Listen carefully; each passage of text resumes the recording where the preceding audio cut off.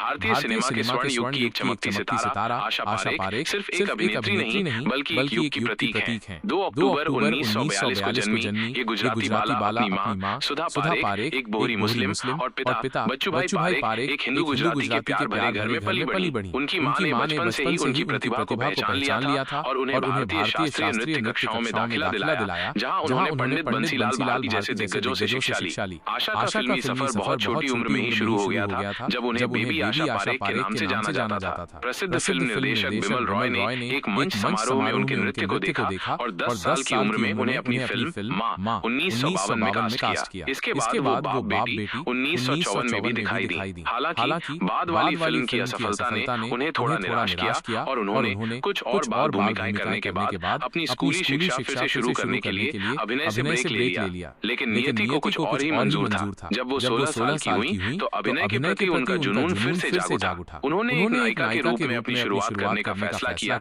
लेकिन शुरुआत में उन्हें विजय भट्ट की गूंज उठी शहनाई 1959 से अभिनेत्री अमिता के पक्ष में ये कहकर खारिज कर दिया गया कि उनमें स्टार मटेरियल नहीं है। ये निराशा कुछ ही समय के लिए थी। ठीक 8 दिन बाद फिल्म निर्माता सुबोध मुखर्जी और लेखक निर्देशक नासिर हुसैन ने उन्हें शम्मी कपूर के साथ दिल देके देखो 1959 में मुख्य भूमिका दी। ये फिल्म एक बड़ी हिट साबित हुई और यहीं से नासिर हुसैन के साथ आशा का एक लंबा और सफल जुड़ाव शुरू हुआ। हुसैन ने उन्हें अपनी 6 और फिल्मों में नायिका के रूप में कास्ट किया, जिनमें जब प्यार किसी से होता है 1961, फिर वही दिल लाया हूं 1963, तीसरी मंजिल 1966, बहारों के सपने 1967, प्यार का मौसम 1969 और कारवां 1971 शामिल है। हुसैन ने उन्हें बहारों के सपने 1967 से शुरू करके 21 फिल्मों के वितरण में भी शामिल किया, जो उनके अटूट विश्वास को दर्शाता है। अपने करियर के शुरुआती दौर में आशा पारेख को अक्सर एक ग्लैमर गर्ल, डांसर या टॉमबॉय के रूप में देखा जाता था। उनकी जीवंतता और नृत्य कौशल उन्हें दर्शकों के बीच बेहद लोकप्रिय बनाते थे। हालांकि निर्देशक राज खोसला ने उन्हें 2 बदन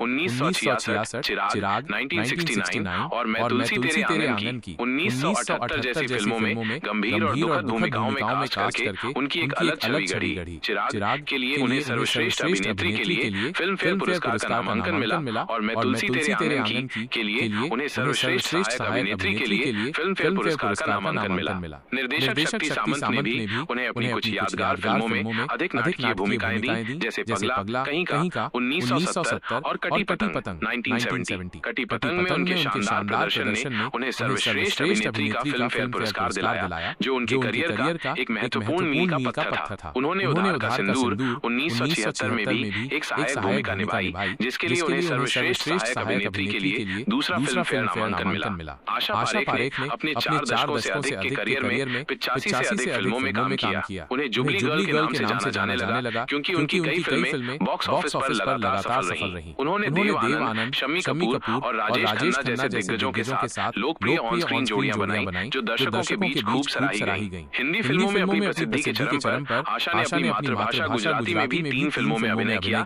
जिनमें अखंड सौभाग्यवती 1963 एक बड़ी हिट थी। उन्होंने कुछ पंजाबी फिल्मों जैसे धर्मेंद्र के साथ कंकन दे ओले 1971 और दारा सिंह के साथ लंबरदारनी 1976 और हिट कन्नड़ फिल्म शराब गड़ा सरदारा 1989 में भी काम किया, जो उनकी बहुमुखी प्रतिभा को दर्शाता है। मुख्य भूमिकाओं से हटने के बाद आशा पारेख ने भाभी और मां जैसी सहायक भूमिकाएं निभानी शुरू की। कालिया 1981 एक ऐसी उल्लेखनीय फिल्म थी जिसमें उन्होंने अमिताभ बच्चन के साथ स्क्रीन साझा की। हालांकि उन्होंने इन भूमिकाओं को अपने करियर का अजीब दौर बताया और उन्होंने फिल्मों में अभिनय करना बंद कर दिया। उनके दोस्तों की सलाह पर उन्होंने टेलीविजन निर्देशक बनने का फैसला किया। 1990 के दशक की शुरुआत में उन्होंने गुजराती धारावाहिक ज्योति के साथ टेलीविजन निर्देशन में कदम रखा। उन्होंने अपनी प्रोडक्शन कंपनी आकृति भी बनाई और पलाश के फूल, बाजे पायल, कोरा कागज और कॉमेडी दाल में काला जैसे कई सफल धारावाहिकों का निर्माण किया। आशा पारेख ने फिल्म उद्योग में प्रशासनिक भूमिकाएं भी निभाई। वह 1994 से 2000 तक सिने आर्टिस्ट एसोसिएशन की अध्यक्ष थीं। 1998 से 2001 तक उन्होंने फिल्म सेंसर बोर्ड के अध्यक्ष के रूप में भी कार्य किया। इस दौरान उन्हें शेखर कपूर की एलिजाबेथ को मंजूरी न देने सहित कई विवादों का सामना करना पड़ा। बाद में वो cine and television artist association CINTA की कोषाध्यक्ष और फिर इसके पदाधिकारियों में से एक बनी। 2008 में वो भारतीय मनोरंजन चैनल 9X पर रियलिटी शो त्योहार धमाका में जज के रूप में भी दिखाई दी। 2017 में उन्होंने खालिद मोहम्मद के साथ अपनी आत्मकथा द हिट गर्ल जारी की, जिसमें उन्होंने अपने जीवन और करियर के कई पहलुओं को उजागर किया। आशा पारेख का निजी जीवन हमेशा चर्चा का विषय रहा है। उन्होंने कभी शादी नहीं की, ये दावा करते हुए कि उनकी पहुंच से बाहर होने की प्रतिष्ठा के कारण लोग उनसे शादी का प्रस्ताव रखने में हिचकिचाते थे। अपनी आत्मकथा में उन्होंने निर्देशक नासिर हुसैन के साथ अपने रोमांटिक जुड़ाव की अफवाहों की पुष्टि की, जो पहले से ही शादीशुदा थे। दोनों परिवारों के सम्मान के चलते उन्होंने उनसे शादी नहीं की। उन्होंने ये भी बताया कि वो अमेरिका में रहने वाले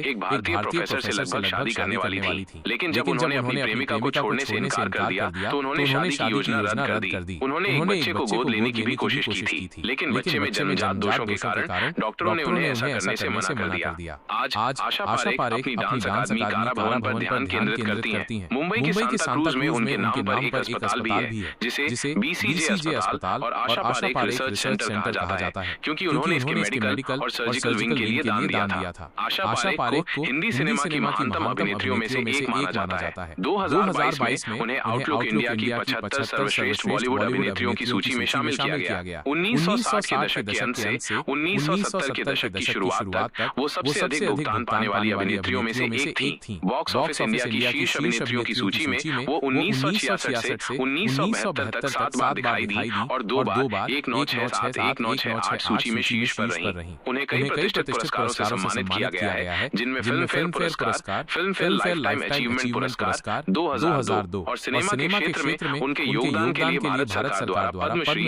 1992 शामिल है। 2020 में उन्हें भारतीय सिनेमा के सर्वोच्च सम्मान दादा साहब के पुरस्कार से भी सम्मानित किया गया। 2022 में भारत के 53वें अंतर्राष्ट्रीय फिल्म महोत्सव में उनके सम्मान में एक पूर्वव्यापी कार्यक्रम आयोजित किया गया, जहां उनकी 3 फिल्में दिखाई गईं। बांद्रा बैंडस्टैंड में वॉक ऑफ द स्टार्स में पारेख के हाथ के निशान का अनावरण भी किया गया, जो भारतीय सिनेमा में उनके स्थायी प्रभाव का प्रतीक है। आशा पारेख सिर्फ एक अभिनेत्री नहीं है, वो एक ऐसी महिला है जिन्होंने अपनी प्रतिभा, समर्पण और गरिमा के साथ भारतीय सिनेमा के इतिहास में एक अमिट छाप छोड़ी है। उनकी कहानी आने वाली पीढ़ियों के लिए प्रेरणा है, ये दर्शाते हुए कि कैसे दृढ़ संकल्प और जुनून के साथ कोई भी अपने सपनों को प्राप्त कर सकता है और एक लीजेंड बन सकता है।